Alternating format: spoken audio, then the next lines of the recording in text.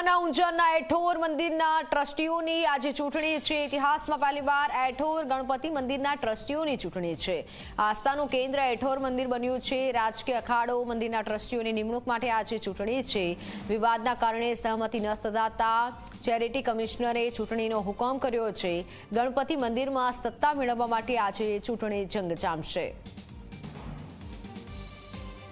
મંદિરના ટ્રસ્ટીઓની નિમણૂક માટે આજે ચૂંટણી થવાની છે, તો ચેરિટી કમિશનરે પણ ચૂંટણીનો હુકમ કર્યો છે।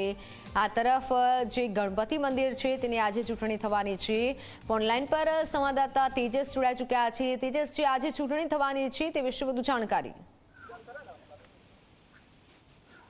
બિલકુલ મિત્ર, કહી શકાય કે ઊંઝા તાલુકાના જે પવિત્ર જે યાત્રાધામ એઠોર છે તેમાં કહી શકાય કે અત્યાર સુધી ચૂંટણી નથી યોજાઈ, ત્યારે પ્રથમવાર કહી શકાય કે ઇતિહાસમાં ચૂંટણી યોજાઈ રહી છે। ઐતિહાસિક આસ્થાનું સ્થળ એવું જ્યાં એઠોર ગણપતિ મંદિર છે, હાલમાં રાજકીય અખાડો બનતું હોય તેવા દ્રશ્યો જોવા મળી રહ્યા છે। મંદિરના ટ્રસ્ટીઓની નિમણૂક માટે આજે જે છે ત્યાં ચૂંટણી યોજાઈ રહી છે અને હાલમાં મતદાન પ્રક્રિયા પણ શરૂ કરી દેવામાં આવી છે। ત્યારે પૂર્વ પ્રમુખ સહિત જે છે તે વિરોધમાં જે ઉમેદવારો ઉભા હતા તેમને પણ કહી શકાય કે અનેક આક્ષેપો કર્યા છે કે હાલમાં મંદિરમાં કહી શકાય કે મંદિરને એક રાજકીય અખાડો બનાવી દીધો છે તે પ્રકારની પણ વાત કરી રહ્યા છે। સાથે સાથે જે પ્રકારે હાઈકોર્ટના હુકમ જે આપવામાં આવ્યો હતો કે સર્વ સમાજને જે છે તે સર્વ જ્ઞાતિને જે છે ત્યાં ટ્રસ્ટી મંડળમાં સમાવેશ કરવામાં આવે તે પ્રકારથી જે છે ત્યાં મંદિરનો વહીવટ કરાય તે પ્રકારની વાત હતી, પરંતુ તેને પણ જે છે તે ગોળીને પી ગયા હોય તે પ્રકારની વાત સાથે જે આક્ષેપો અહીંયા સ્થાનિક જે છે તે પૂર્વ પ્રમુખ પણ કરી રહ્યા છે। અને હાલમાં કહી શકાય કે 7 જણાની જે છે તે ટ્રસ્ટી મંડળની ચૂંટણી માટે મતદાન તો યોજાઈ રહ્યું છે, પરંતુ અન્ય જે લોકો દ્વારા જે છે તે પૂર્વ પ્રમુખ સહિતના લોકો દ્વારા હાલમાં તો ચૂંટણીનો જે છે તે બહિષ્કાર કરવામાં આવ્યો છે। જી